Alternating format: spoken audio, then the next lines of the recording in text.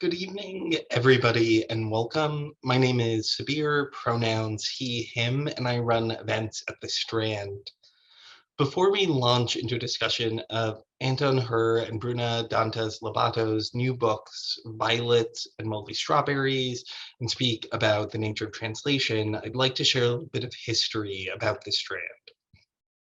The Strand was founded in 1927 by Benjamin Bass over on 4th Avenue's Book Row. Stretching from Union Square to Astor Place, Book Row gradually dwindled from 48 bookstores until after over 95 years, the Strand is a sole survivor, now run by third-generation owner Nancy Bass Wyden.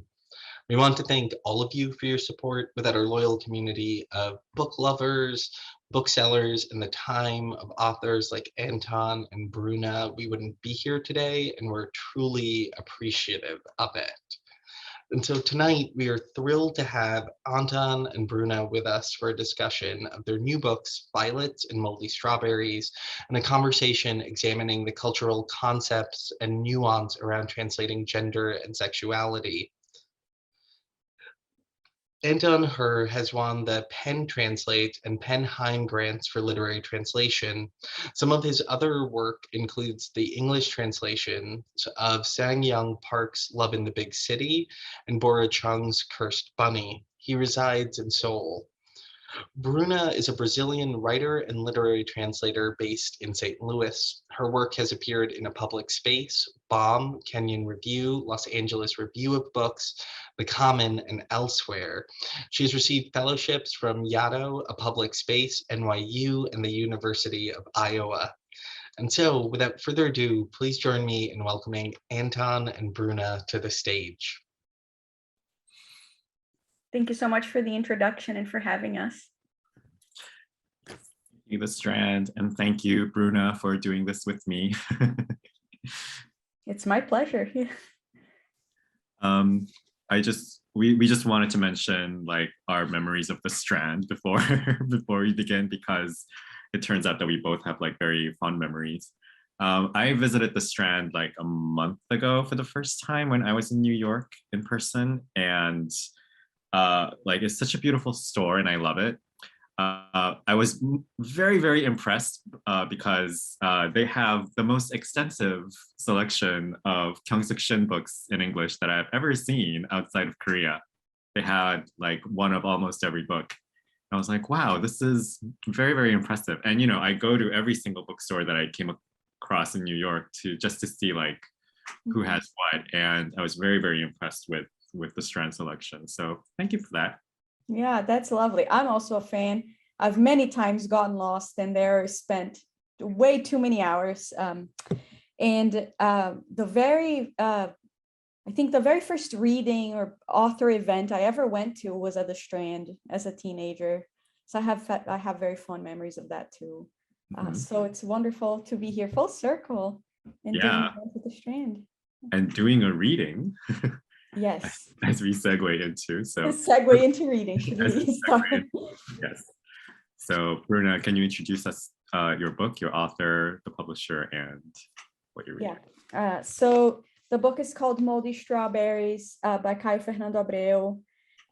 It just came out with Archipelago Books a little over a month ago. Time goes by real fast. And the book was originally published in 1982 in Brazil. So it's 40 years old at this point, though it is newly translated for the very first time into English. I'm such a big fan. I've been a fan of this book for ages. For more than 15 years, I've been carrying around my copy, which I should have on hand, but it's in there in my bookshelf. So I've been waiting for a long time to be able to share these stories, and I will be reading from one of my very favorite ones called Beyond the Point. It's, you will see, very musical and beautifully queer, and in some of my favorite ways, full of longing. So I'll just get started. Beyond the Point. It was raining, and I was going into the rain to meet him. No umbrella or anything. I was always losing them in bars. I was holding just a bottle of cheap cognac tight against my chest. Hard to believe it said this way, but that was how I was going through the rain. a bottle of cognac in hand and a wet pack of cigarettes in my pocket. At one point, I could have taken a cab, but it wasn't very far away, and if I took a cab, I couldn't buy cigarettes or cognac. I thought hard. It would be better to go wet, because then we could drink the cognac. It was cold, not that cold. It was more the dampness seeping through the fabric of my clothes, through the holes in the thin soles of my shoes, and we would smoke, would drink without limit. There would be music, always those hoarse voices, that moaning sax, his eye having settled on me, the warm shower loosening my muscles. But it was still raining. My eyes burned from the cold. My nose started dripping. I would wipe it with the back of my hand, and the snot would harden quickly over my nose hairs. I shoved my reddened hands deep into my pockets, and I was going, jumping over puddles with frigid legs, so frigid my legs and my arms and my face that I thought of opening the bottle to have a sip. But I didn't want to get to his house half drunk, breath stinking. I didn't want him to think that I'd been drinking, and I had been. Every day a good excuse. And I was also thinking that he would think I was broke, arriving on foot in all that rain, and I was, stomach aching with hunger. And I didn't want him to think I hadn't been sleeping, and I hadn't. Dark circles under my eyes. I would have to be careful with my lower lip when smiling, if I smiled, and I almost certainly would when I saw him, so that he wouldn't see the broken tooth and think I'd been letting myself go. And I had been, avoiding the dentist, and everything I'd done and been, I didn't want him to see or know, but thinking that gave me a heartache because I was realizing in the rain that maybe I didn't want him to know that I was me, and I was. A confusing thing started to happen in my head. This idea of not wanting him to know I was me, soaked in that rain that kept falling, falling, falling. I wanted to go back to someplace warm and dry, if there was such a place, and I couldn't remember any, or stay right there forever on that gray intersection I was trying to cross but didn't, the cars splashing rainwater and mud on me as they passed. But I couldn't, or I could have but shouldn't have, or I could have but didn't want to, or didn't know how to stop or turn back. I had to keep going to meet him. He would open the door for me, the moaning sax in the background, and maybe a fireplace, pine nuts, mulled wine with cinnamon and cloves, those winter things, and even more. I had to stop the urge to turn back or stand still, because there is a point I was realizing. When you lose control of your own legs, not exactly, but the realization that the cold and the rain wouldn't even let me chew properly. I was just beginning to learn that there is a point, and I was torn, wanting to see beyond that point and also the pleasure of him waiting for me, hot and ready. A car came closer and drenched me completely. A river would run out of my clothes if I wrung them. So I decided in my head that after opening the door, he would say something like, "Look how wet you are," with no astonishment, because he was expecting me. He was calling me. I was only going because he was calling me. I dared. I was going beyond the point of staying still, now through the path of leafless trees and the dead-end street I was seeing again in that strange way of having already been there without having been. I hesitated, but I was going through the middle of the city, like an invisible thread coming out of his head up to mine. Whoever saw me wet like this couldn't see our secret, only saw a wet guy without a raincoat or umbrella, just a bottle of cheap cognac tight against his chest. It was me he was calling through the city, pulling the thread from my head to his, in the rain. It was for me that he would open his door, getting very close now, so close I felt a warmth rise up to my face, as if I drunk all the cognac. He would change my wet clothes for drier ones and would softly take my hands in his, caressing them slowly to warm them, chasing away the purple of my cold skin. It was getting dark. It was still early, but it was getting dark early, earlier than usual, and it wasn't even winter. He would make a large bed with lots of blankets, and it was then that I slipped and fell, all of a sudden, and to protect the bottle, I squeezed it against my chest and it hit a rock. And besides rainwater and mud from the cars now, my clothes were also soaked in cognac, like a drunk, stinking. We wouldn't drink it then. I tried to smile, gently, my lower lip almost motionless, hiding the stump of my tooth. And I thought of the mud he would wipe off tenderly, because it was me he was calling, because it was me he was choosing, because it was for me and only for me he would open his door. It kept raining, and it took me a long time to get up from that puddle of mud. I was getting to a point, I was returning to the point, in which an effort so great was necessary, an effort so great was needed, an effort so awful was required that I had to smile even more to myself and invent some more, warming up my secret. And I took a few steps. Well, how does one do it, I wondered? How does one do this thing of placing one foot in front of the other, balancing the head over their shoulders, keeping the spine erect? I was unlearning. It was nearly nothing, me being held only by that invisible thread attached to my head, now so close that if I wanted to, I could imagine something like an electronic buzz coming out of his head until it reached mine. Well, how does one do it? I was always relearning and inventing, always toward him, to arrive whole, the pieces of me all mixed up. He would lay them out unhurriedly, as if playing with a puzzle to form what castle, what forest, what warmer god I didn't know. But I was going in the rain because that was my only reason, my only destination. Pounding on that dark door I was pounding on now. And I pounded on it again, and pounded once more, and I kept pounding on it, not caring that people in the street stopped to look. I wanted to call him, but I'd forgotten his name. That is, if he'd ever had one at all. Maybe I had a fever. Everything was very confusing, ideas mixed up, shivering, rainwater and mud and cognac pounding, and it still hadn't stopped raining.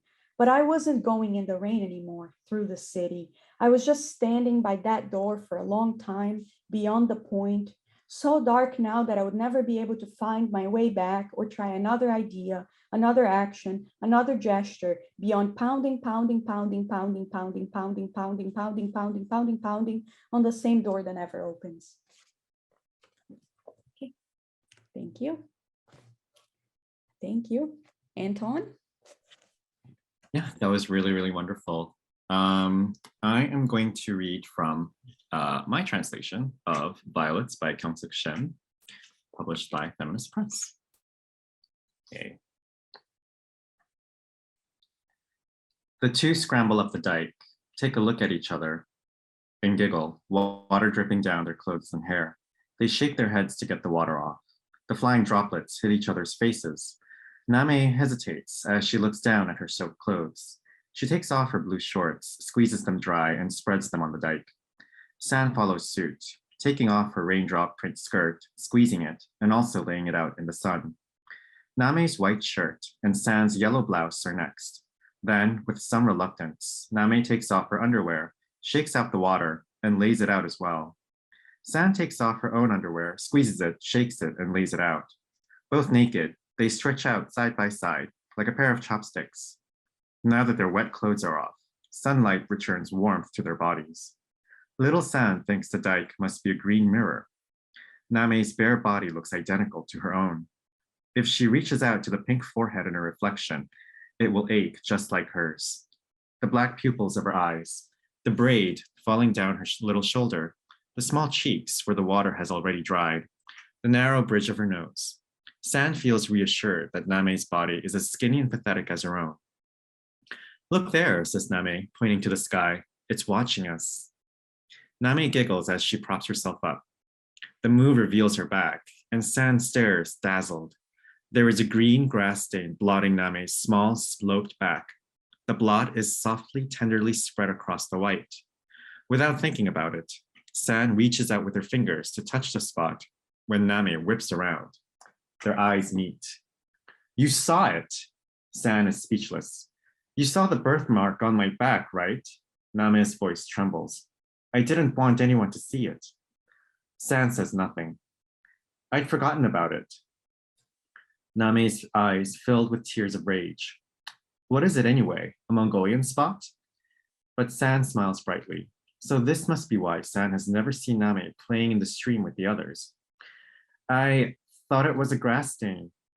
Are you making fun of me? It's really pretty. Turn around. I want to see it. No.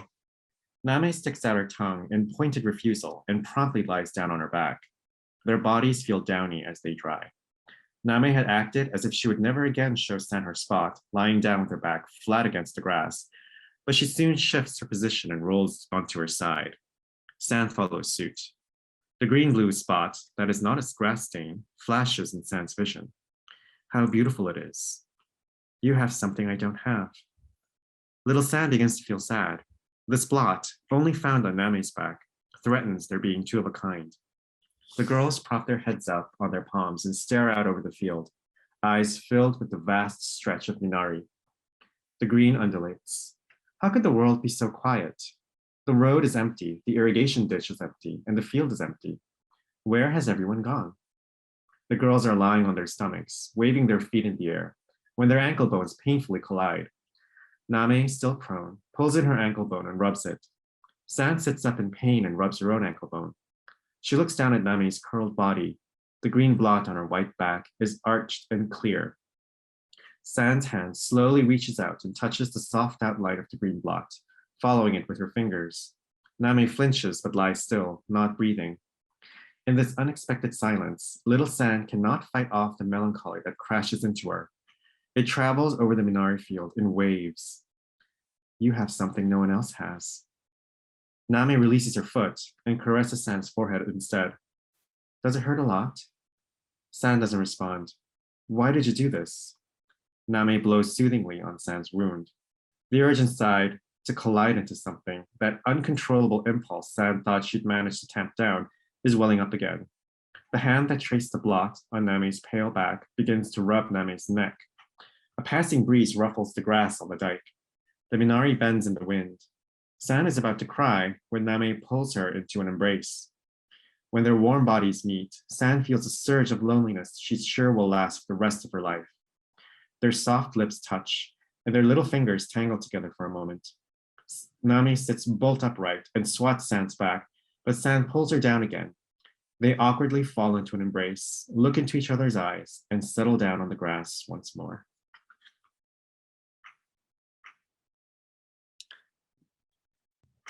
I love that scene. I was so happy when I read it. Yeah, I think this scene was the reason that made me want to translate the book. Because say more. Yeah, because it kind of because Kyung-Sook Shin has published many books before she became first translated, there's kind of like a rich kind of backlist to pick from when we're deciding to translate which book to translate next. And Kyung-Sook Shin's English agent, Barbara Zitwer, when she suggested, "Oh, Anton, like which book would you like to have translated?" And I was thinking, like the obvious thing would be to get like the most recent book and then work your way backwards. I think this is how most translators operate, unless there's like one iconic book that's like a bestseller that comes before.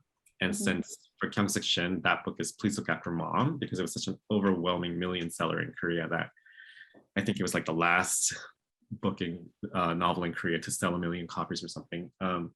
So I think with that book was already translated, so I could just translate any book I want. But for me it was like, ooh, Violets, because Vegetarian had done well a few years prior, and I thought it similarly had to do with like feminist themes and themes that have to do with violence against women and how women navigate that. And I thought, yeah. So I was especially pleased when Feminist Press picked up this book, because I knew they would do an incredibly great job. And then indeed they did. And then they handed it off to Weidenfeld and Nicholson in the UK so that would be published in the UK there.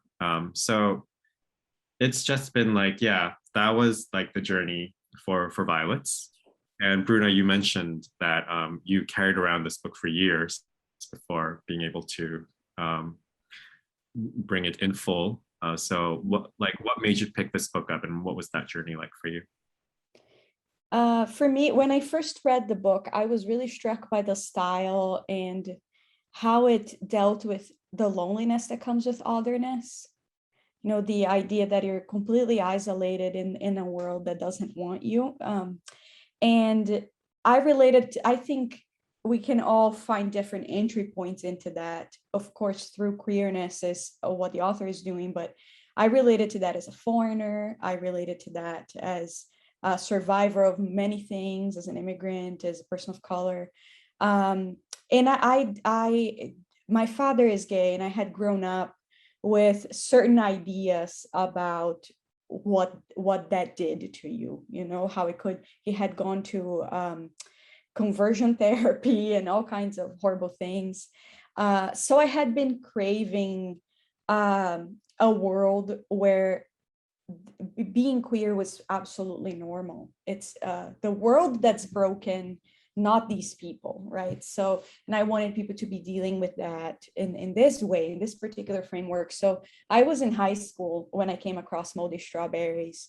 A queer teacher actually introduced it to me when I was talking about all of this stuff, and being from just where I was from, and having a single mom and an absentee gay dad, and you know, the stuff of life. And he was like, you have to read this book, you have to see what these characters are doing. So I immediately loved it. I mean, who wouldn't? Especially as a teenager, I think that we all feel so misunderstood. I was like, this is the stuff of knowing that the world is against you, and that the world that essentially that our bodies and our lives aren't our own, that we navigate these pathways that are made, and you might have to make your own, that kind of thing. So I, at the time though, I didn't know what it meant to be a translator or how one publishes or anything. I was just someone who loved this book.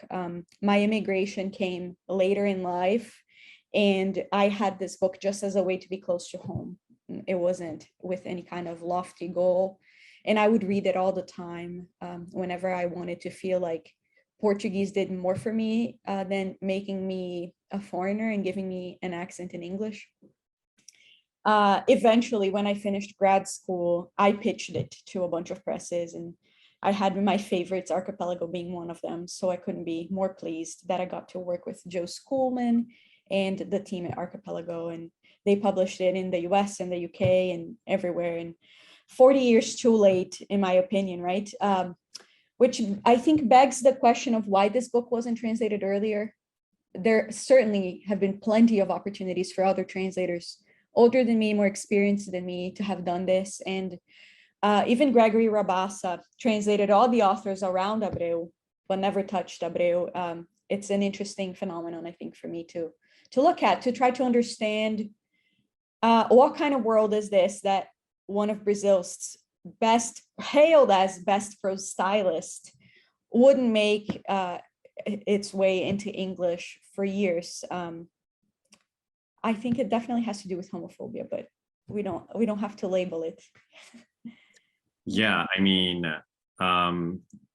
Korean queer literature has a very, very long tradition, but like the first unabashedly gay novel to be translated into English is Love in the Big City by Sang-Young Park, and that came out last year. Translated by you, by yours truly. By me, by the way. And excuse me, when I was trying to get that book out, it was very kind of like, will people read translated literature, queer translated literature from Korea? I think like now, and like even now, when people are like, oh, like there are people like, even like Korean diaspora living overseas, like in the US and whatnot, they're like, oh, my parents say that there are no gay people in Korea. I'm like, yeah, right. Very believable. Like, think about what you're saying. Think about the words that are emerging from your mouth for 2 seconds, and like, you know, try to like think about what you're saying. So you don't believe that either, and you know, of course they don't. And so, yeah, there is definitely there is a kind of like I think people have this idea of what translated literature should be. Like, it shouldn't be genre. It shouldn't be, you know. Yeah, because my book, like, you know, your book, like Moldy Strawberries, is very, very edgy and very, very kind of, even to this day, it's like very kind of contemporary. Love in the Big City is a little bit more of a conventional gay romance. And so people are like, oh, this doesn't really read like translated literature. And so I think people expect translated literature to be extremely like artsy and whatever. But like Moldy Strawberries, translated literature can also be very like intimate, and can also like use elements of genre such as like melodrama. And there's a lot of melodrama in here. No, In it's fact, the only negative review the book got was someone critiquing that it's, sentimental or melodramatic. And maybe this is a good foray into, I brought my my reference library with me just to, I used this book called The Big Book of Filth to translate a lot of the sex scenes and slurs and nice. Yeah. many words for but. But I also studied a lot of camp and watched, like in some of the stories, he would talk about Audrey Hepburn at length, so I tried to go into this world of conventional romance and of fantasy and of escapism, which is an important experience of the book. So hearing you say The Love in the Big City is a more conventional book, that to me doesn't sound the opposite of queer at all, or the opposite of interiorization. It actually sounds in line with it. Yeah. And I wanted to mention something about, so because with you mentioned longing and how longing isn't your way into longing wasn't necessarily queer, but you understand longing because of your other life experiences. And that struck such a chord with me when you said that just now, because I think with Violets, really what makes this book queer isn't the fact that, that scene that I just read, and I think that's the only explicitly queer scene that happens in the book.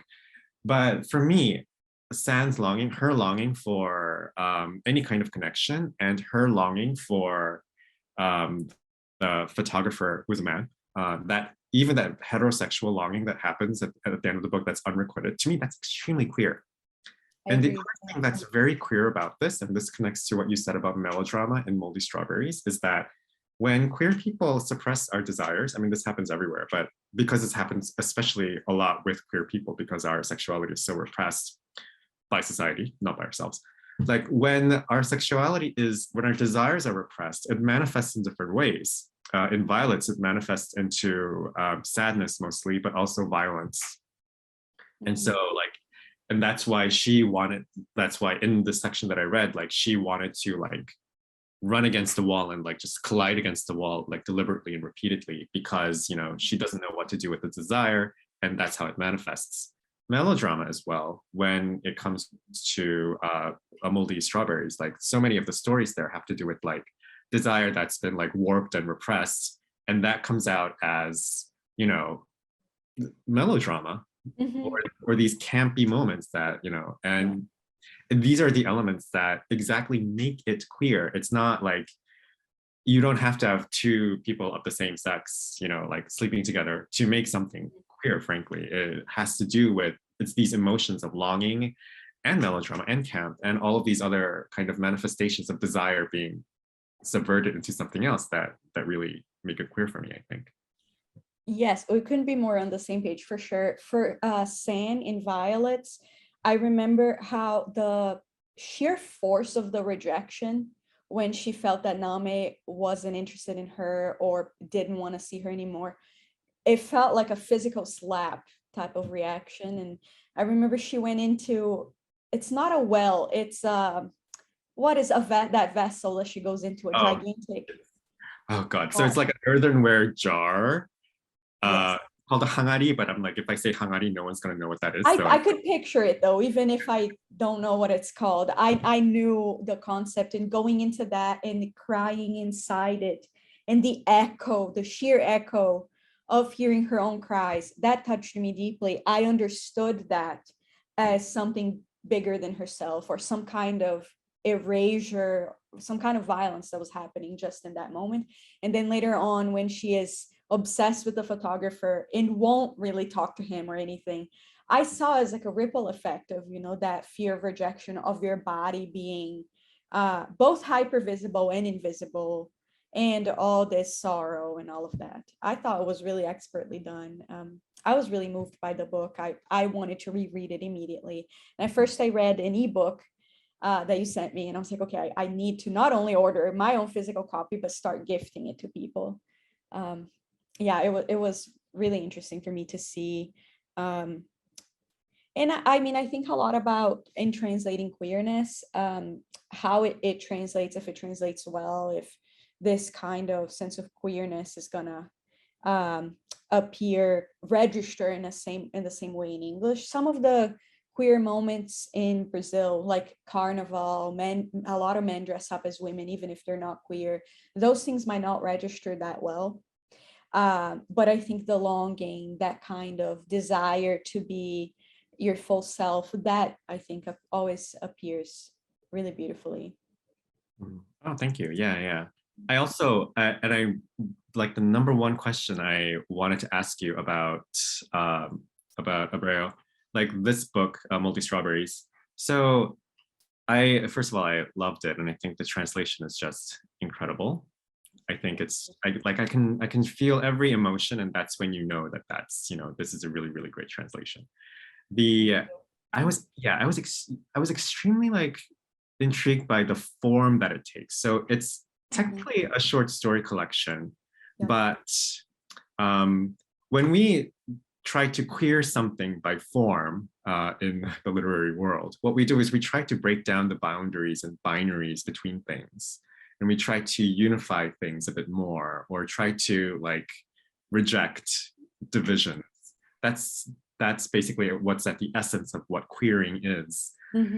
And I thought there are so many attempts in this book to do that. For example, the dedications at the beginning of each story, right? And how I presume these are actual people who live or lived and that he knew personally. And so I thought that was a really beautiful like way of just unifying all the stories into just one story. You can kind of argue that the book kind of functions like a novel more so than a story, and because a lot of times, like especially the stories that come in the beginning, like the narrator is not named, isn't even a physical description. So naturally, you kind of like your mind kind of like fills in the blank by putting the author into the narrator's position, and so all of these like works are happening not only to one character and one narrator, but also to one person, and that's the author. And so it creates a really cool kind of like autofiction kind of feeling to the proceedings. And so I thought all of these like attempts to break down the boundaries and just like unify, just make kind of like make a kind of unity. I mean, all the stories are extremely different, but then they're also kind of like that because of those very subtle kind of conceits, that it makes it very, very also unified as well. And of course, they're now, because they're translated, perhaps they're even more unified, because now they were handled by one translator, and that's so intriguing. Like, what do you think about the form of it? Like, how did you approach it as a translator? First of all, that's very perceptive. Yeah, I mean, I talked to another translator who was interested in doing a selected stories for Abreu, and I was very against it. I was like, we need to have a meeting because there is absolutely an arc here. And now I'm translating another book of his called No Dragons in Paradise, or Dragons Don't Inherit Paradise. I'm still playing with the title. But in this other book of his, it's also a story collection. It comes with a little preface where he says, this is an interactive novel. You can read it as a story collection. You can read it as a novel. You can read it as essays. You can read it however way you like. I think the fragmentation of the form is definitely a big deal. It's a fragmentation of the persona here too. Like the cover of Moldy Strawberries is a painting by Dubuffet, the French painter, and it is fragmented self-portrait, I believe it's called. Yeah, and you can see the doubleness, of the person being split in two. I think that is very much a theme of the book. So the way I approached this style, and the way I thought about the style, is that I needed this polyvocality, the multiplicity of voices to be there.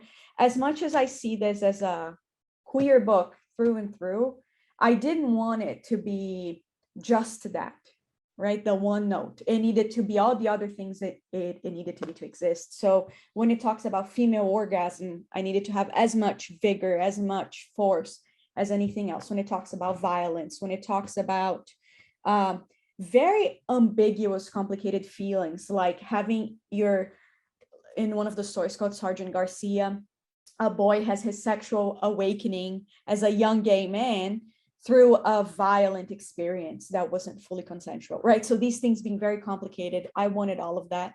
So I was very careful not to lose a momentum or stamina, so that, you know, some of the stories would have all my energy and some of the other ones would be kind of like, so I needed to have just essentially 18 voices and all these different writing styles that I needed to find a way to pull off. I used you can see there, a bulletin board where I would essentially have like a little page on my wall for each story, so that I could make sure it both carried the voice of the individual story and it carried the dramatic energy for the book as a whole, so that the arc wouldn't be off. So that was definitely one of my considerations, that the book as a whole had its own drama, not just each individual stories.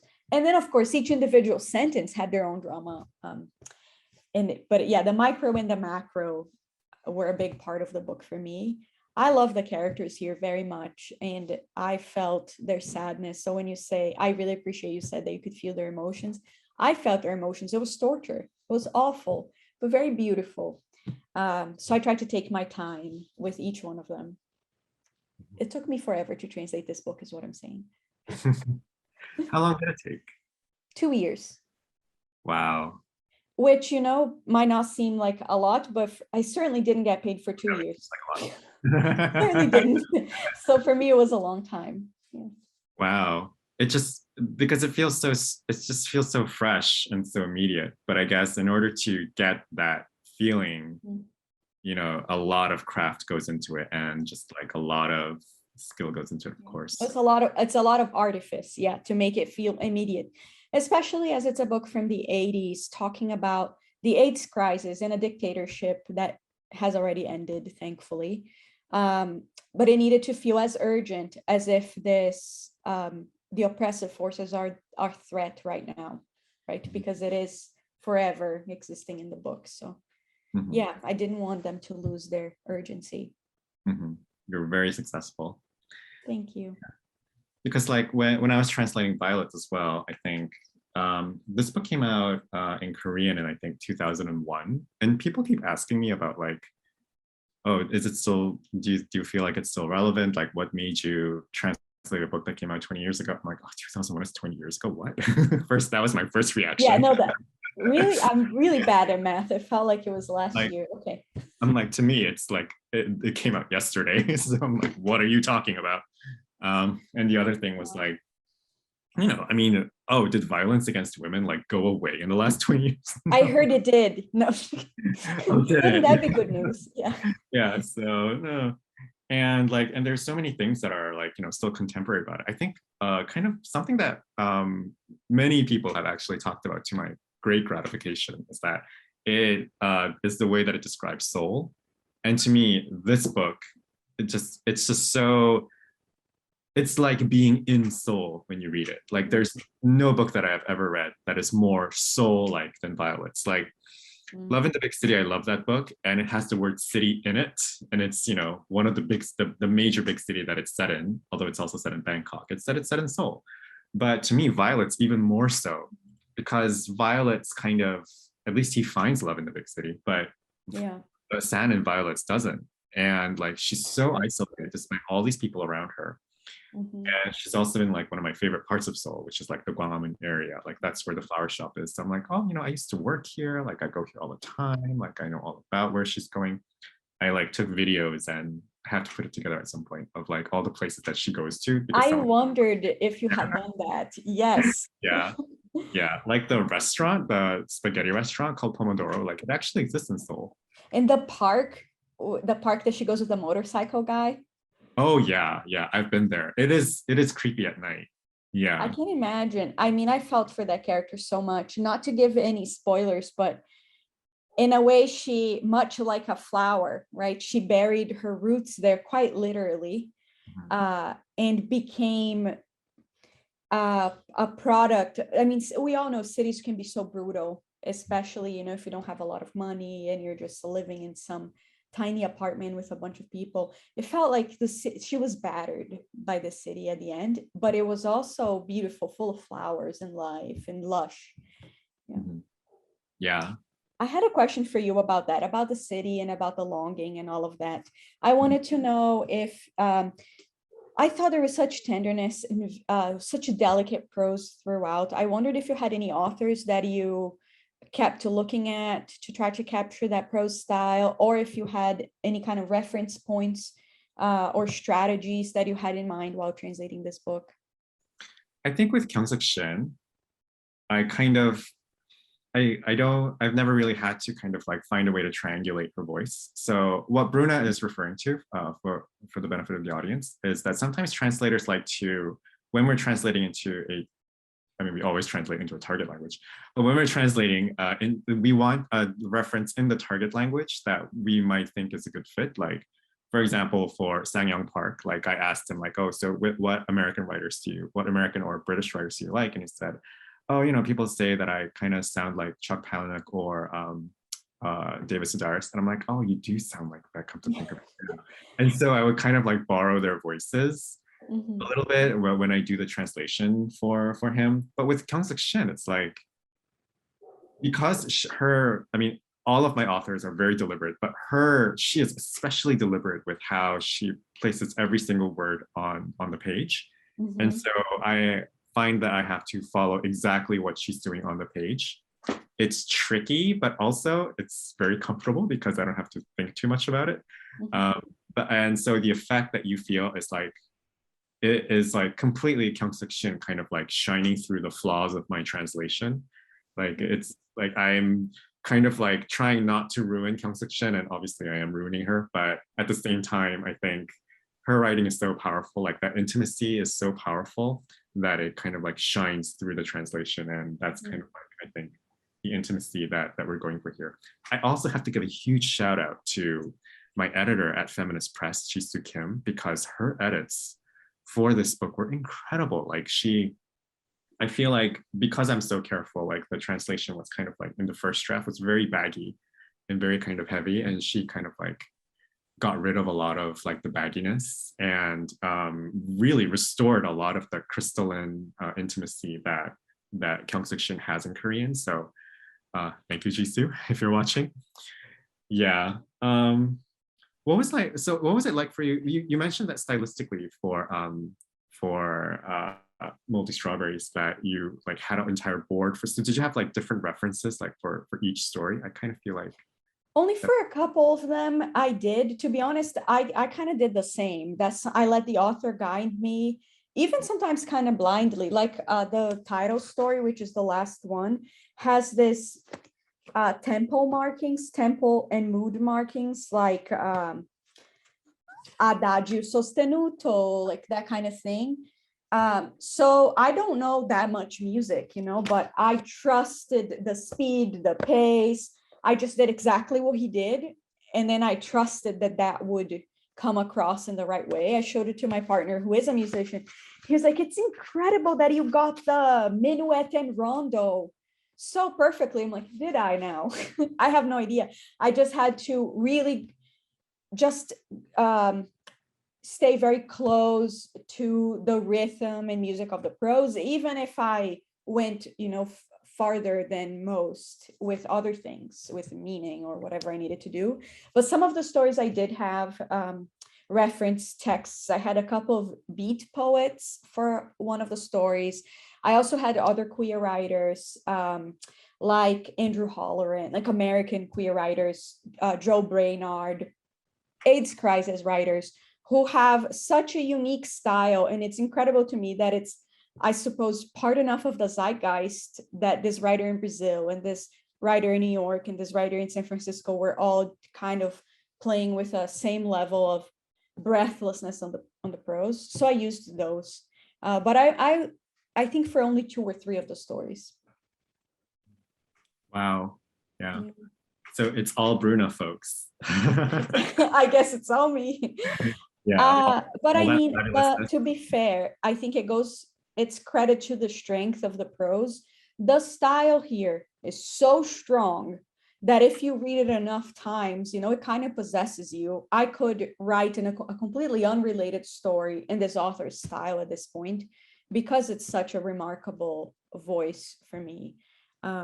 Yeah, so it is all me, but also, it's very unique. The syntax is very unique. Everything here is very much him. I don't think there are any other Brazilian writers or writers abroad doing this kind of insane mosaic of voices like this. Yeah, I think that's the best when you have an author whose voice is so strong and you're possessed by it. Like for a translator, that is Yeah. the best thing. I Like, felt very much possessed. Yeah, like I had a spirit with me. I have a picture of him in a photo frame in my office and everything, because I was like, you possessed me, didn't you? I mean, sometimes, for the most part, this was lovely, that I felt like when he's like, I put my hand on my forehead, I would like, put my hand on my forehead to try to capture the physicality of that. But also sometimes I was very depressed because everyone was dying and, he was sick, that kind of thing.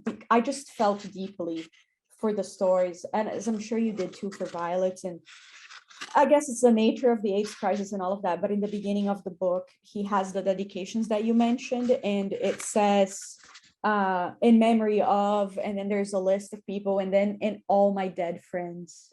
And then on the next page, it says a bunch of people, and then in all my living friends.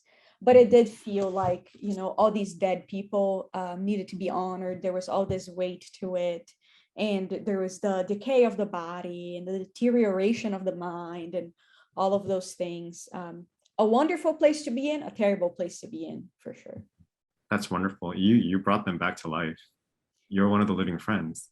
I am raising the spirits. Yeah. I guess I am one of the living friends. I hope he sees me that way. Oh my God, are we out of time? No. I didn't even get through half of my questions. Well, we could stretch it a bit. We have a lot of audience questions. Okay, They can wait. good. Yeah. Well, I guess a lighter one to begin with as a transition point. Thank you so much for this wonderful event. What advice would you have for a translator who is just starting out to cultivate a translation practice while living in a state of constant financial precarity? And then why don't we start with Bruna there, because you did mention writing this in grad school, which is always a dangerous place to be working. Yeah. And then move on to Anton. Yeah, being a translator is very precarious, to be fair. I would say if you're not a full-time translator, try to surround yourself with things that are more certain if you can. Like the kind of job that is maybe mindless or maybe just gives you some kind of certainty. As horrible as grad school was, it did give me a paycheck once a month. I knew I could play, I could take risks, I could be a bad translator as I was trying to figure out my way. And that was okay. It wouldn't jeopardize my career or anything because I had grad school as a safety net. So it was important for me as a transition space before I claimed myself. I was like, oh, I'm a translator. That's what I do. But it could be anything. It could be maybe you have other skills, unlike me, and you can have a day job in something else for a little while. You can rely on that while you go play with the text. Anton, maybe you have better advice. I don't know if this is applicable though, because in my language combination, translators are extremely in demand. Like, I think there are like 2 translation schools in all of the United States, but there are like 5 translation schools in Seoul alone for my language combination. So yeah, we kind of do okay. Like except for literary translation is where the precarity comes in, where it's very difficult to like find the opportunity to translate an entire book. But every other kind of translation is kind of like, there's so much demand. Like I used to teach at a translation graduate school, and we produced like 150 graduates or something like every year, and they all get really good jobs because there's so much hunger for people who can do what we do. So if your combination is mine, then I suggest that that's what you do. The other thing is I also used to briefly work in tech for about for a year and a half or so, because I was like, oh, I want to do something else aside from translation. This is before I went to literary translation full time. And so I transitioned into tech, and there's so many like courses available. Like now, if I had to do it, I would maybe I might look into being a Salesforce expert, because I think there's so many opportunities there.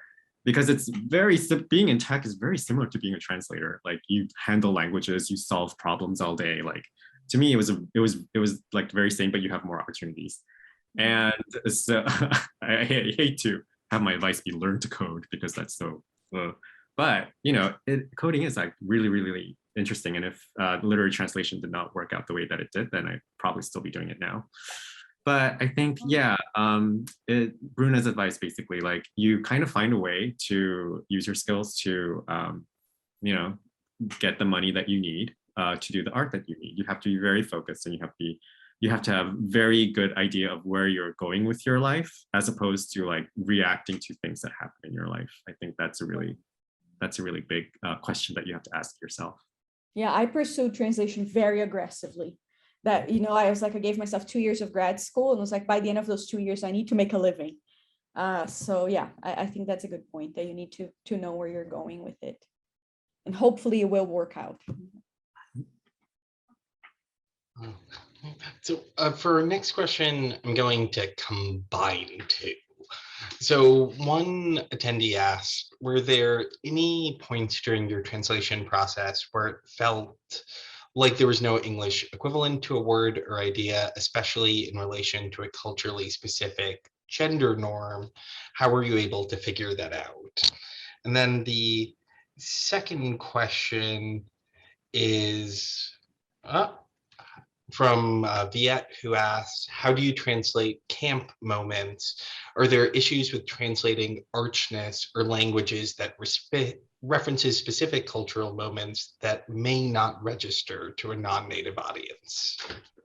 And then for that one, why don't we start with Anton, and then we'll go over to Bruna. Sure. I have never encountered a word or phrase that does not exist in translation. I'm very good at my job, and I've been doing it for over 20 years. So the answer to this is never. For the second question, how do you translate camp moments? I'm very campy, as you can see. So these are actually the easiest moments for me to translate. I just be myself on the page.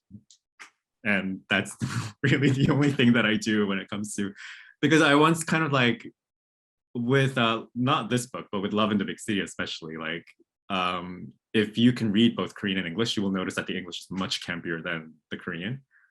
And I was kind of worried about that, but they were like, oh no, like English likes hyperbole. It likes it when you punch things up and, brighten things. So I was like, okay, so that's what I'm going to do. That's going to be very easy for me. So it's holding back, really, that's harder. I don't know. How about you, Bruna? I don't know that I am that concerned with the audience getting everything either. I love your answer and I love your confidence, but also in Moldy Strawberries, there are sentences in French, in Portuguese, in Spanish, in German, in Yoruba. In fact, the last sentence of one of the short stories is a Yoruba sentence. And in Brazilian Portuguese, we have that as part of just regular Brazilian Portuguese because Black communities are Brazilian, simple as that. And I just kept it in Yoruba, the Brazilian Yoruba version, and that's it. That's how the story ends. And if you don't get it, maybe you can look it up, or maybe you will be fine with not getting it. I think not every story is made for everybody, or that the intended audience for this is every average Joe, and I'm not necessarily going to change the text to appeal to this person. So I try to be very comfortable with moments of that, and moments, especially as a non-queer person working with queer texts. If there is something, a specific coded moment that I had to look up, that I'm like, wow, queer people would understand this moment and I didn't, I leave it as obscure as it wishes to be. I don't elucidate it further. And I try to respect that space of privacy and intimacy. As for translating camp, I would agree that English is campier, just the opportunities, because people are very comfortable with camp as camp, whereas in Brazil, campiness registers differently. It's like tropicalia, and it's just, there are other things that it can be intermingling with or in conversation with. Whereas here, a carnival moment where a man is dressed as a woman, it registers as camp and as queer. In Brazil, not necessarily. in my register, just we're loose that way, it's warm, So so it was actually not that hard to make the camp moments appear. Yeah, I think listening to the text and letting it do what it does, as opposed to being overly concerned with the native English audience, is my go-to. Yeah, we get asked this question a lot, like, oh, what are some untranslatable Korean words? Yeah. Oddly enough, you never get asked like, what are some untranslatable English words? So I feel like a lot of the times I get asked this question from the Korean press, and I'm like, oh, you just want me to give you like a nationalist answer and be like, oh, Korean is so untranslatable. Like, I'm not gonna confess to like not being able to do my job. Like, you can't. Nice try. You're not gonna catch me doing that. Yeah. We're excellent at what we do. One of my notes of like things I wanted to ask you was about the fact that Korean doesn't, the pronouns aren't gendered. But then I was like, I can answer my own question with what I know about translation, which is that English is going to offer some opportunities for the writing, and Korean is going to offer maybe some other opportunities, and we can use our skills to take advantage of those. Exactly. As far as it goes. Yeah. That's the best answer.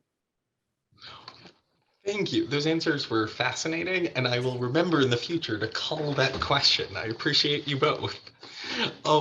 Our next question is from an anonymous attendee who asks, do you think that as most societies have had a historically repressive response to queerness, which we might qualify with like more modern societies, that the result of that can form a queer identity that translates across borders, e.g., campiness exists across borders, melodrama, drag, etc. And for that one, why don't we start with Bruna? I don't know that I quite understand the question, to be honest with you. It sounded very cerebral.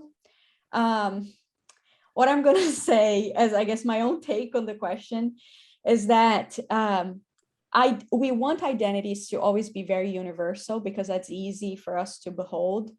But I think identities can be very regional. I'm from a particular part of Brazil, for example, that is nothing like Rio or Sao Paulo. I'm from the Northeast. The Brazilianists in the audience will know what that means. So the macho culture in the Northeast is different from macho culture in the rest of Brazil. Womanhood is different. Intersectionality takes different shapes.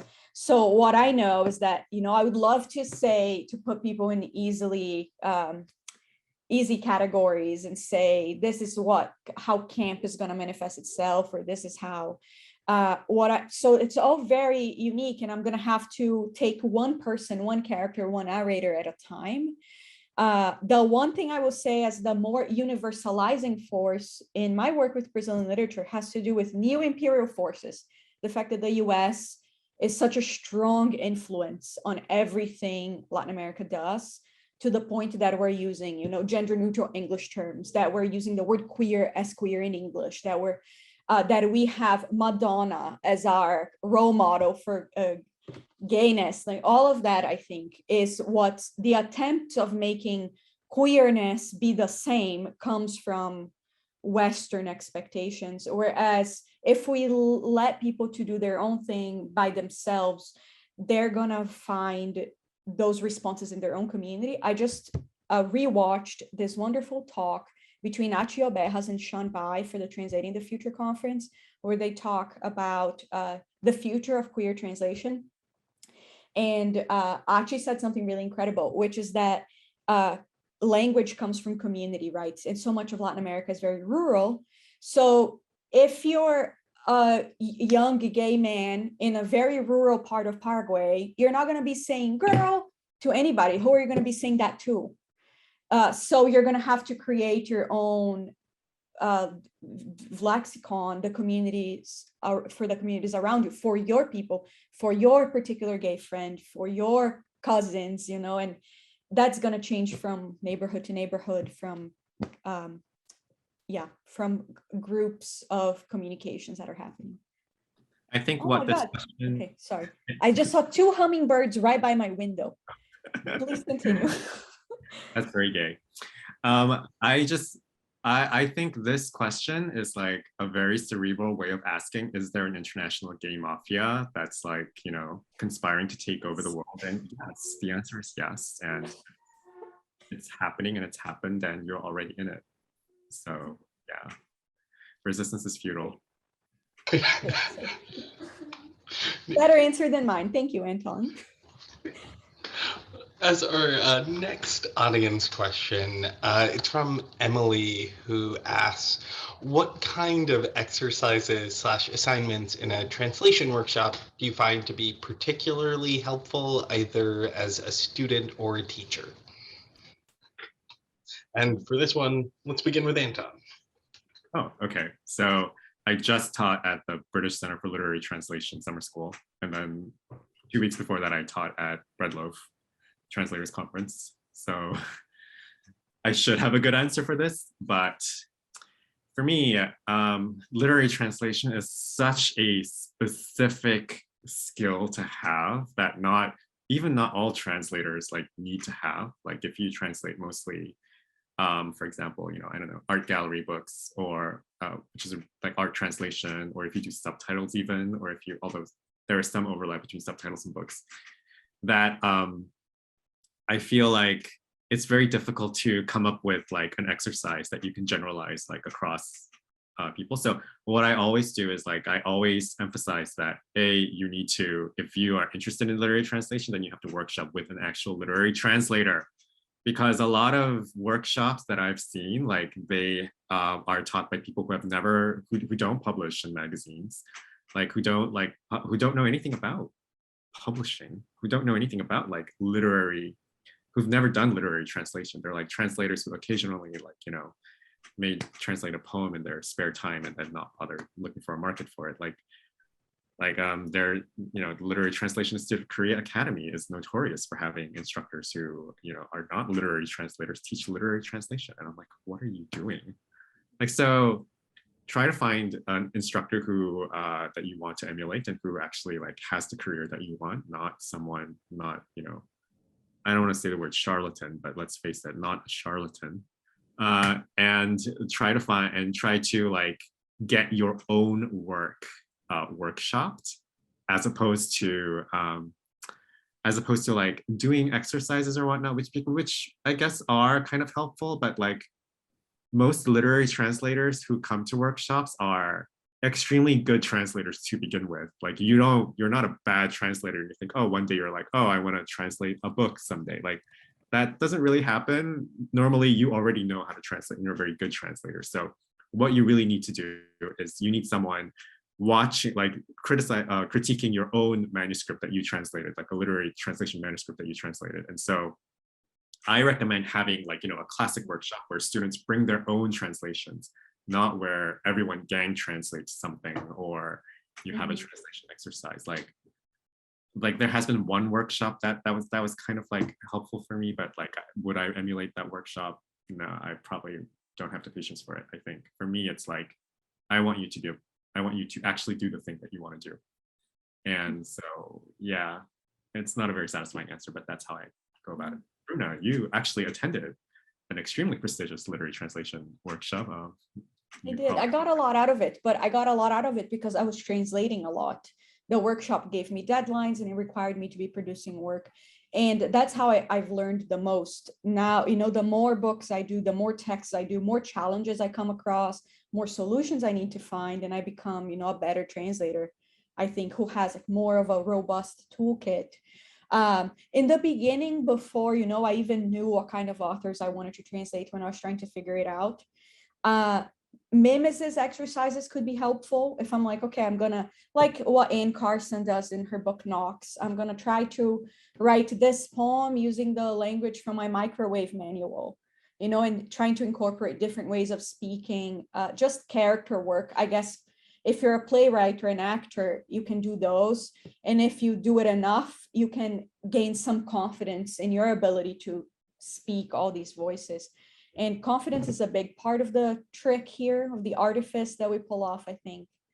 Yeah, so practice, even if it just is like a futile exercise, just trying to write in somebody else's style. I just noticed that the person who asked this question is Emily Jungmin Yoon. I'm like, Emily Jungmin Yoon does not Doesn't need need to ask this question. on, Yeah. she doesn't need any advice on how to You're teach. well on your way. Yeah, my Accomplished advice is writer. go take Emily Jungmin Yoon's class on translation. Like that's my advice. Good. Well, unfortunately, we're out of time, but this has been the most enjoyable hour. Thank you so much, Anton. Thank you so much, Bruna. It has been a pleasure to hear both of you speak. I also want to toss in a thanks to both Feminist Press and Archipelago Books. If you haven't checked out their catalogs, they're fantastic. They brought this idea to the Strand, and we were so happy to be able to partner with them on it. So really show them support. I will drop links in the chat. And thank you both again so much for such a fantastic conversation. Yeah, thank you so much for having us and everyone who attended and had great questions. Yes, thank you so much. Thank you for watching us and thank you for asking your questions. We had a lot of fun. Thank you. And Thank you, everyone. Thank you. And everyone have a great evening. Bye.